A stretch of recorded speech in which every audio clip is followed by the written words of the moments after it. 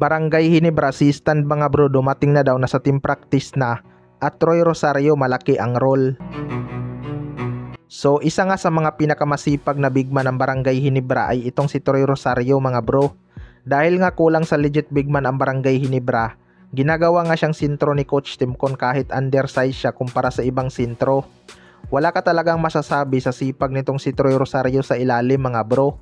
Ang problema lang talaga sa kanya, madalas nga siyang nafa-foul trouble dahil sa gigil. Hindi rin natin siya masisisi mga bro, nag-a-adjust pa kasi siya sa kanyang position. Alam naman natin na wingman talaga tong si Troy Rosario. Ginagawa lang siyang sintro sa Barangay Ginebra dahil kulang sila ng bigman. Nakita rin siguro ni Coach Timcon na malakas itong tumalon. Pero ayon nga sa source mga bro, malaki daw ang kanyang role sa Commissioner's Cup dahil siya nga ang isa sa mga makakapalitan ni Japit Aguilar. Malaki nga ang chance na makakabantayan niya ang mga malalaking import ng kalaban. Kailangan talaga mag-ingat ni Troy Rosario sa foul trouble dahil malaki nga ang kanyang papel sa team. Pero mas masipag pa nga itong bumax out ng kalaban kaysa kay Japit Aguilar mga bro. Foul trouble lang talaga ang kanyang magiging problema kapag nasa sintro siya dahil undersize nga siya. Mas magandang bumax out na lang talaga siya, at kung di kaya, wag na mag-commit ng foul, lalo na sa mga early minutes ng laban. Pero malaki nga ang tiwala ni Coach Timcon sa kanya.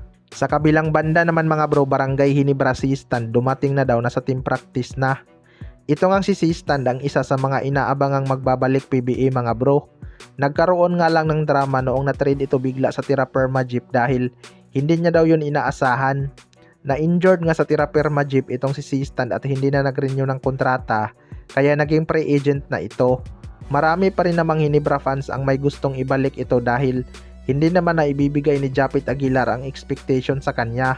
Alam naman nating sinabi ni Coach Timcon kaya na-trade si assistant para magkaroon ng mahabang minuto si Japit Aguilar at lalabas ang kanyang laro. Nawalan nga ng solid na scorer sa ilalim ang Barangay Ginebra. Yung kanyang naging kapalit naman ay na-injured ang isa. Pero ayon nga sa source mga bro, dumating na daw itong si assistant at nasa practice na ng Barangay Ginebra. Well, para sa akin mga bro, kung totoo man yan, magandang balita talaga yan.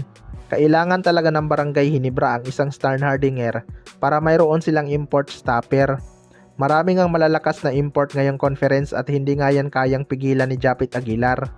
Itong si assistant kasi maaasahan talaga ang depensa nito pagdating sa mga import dahil sanay na to sa mga malalaking kalaban. Kay Junmar Pajardo pa nga lang, hirap na nga si Japit Aguilar, 'di ba?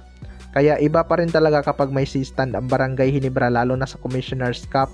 Kaya abangan na lang natin yan. Kayo mga bro, ano masasabi nyo tungkol dito?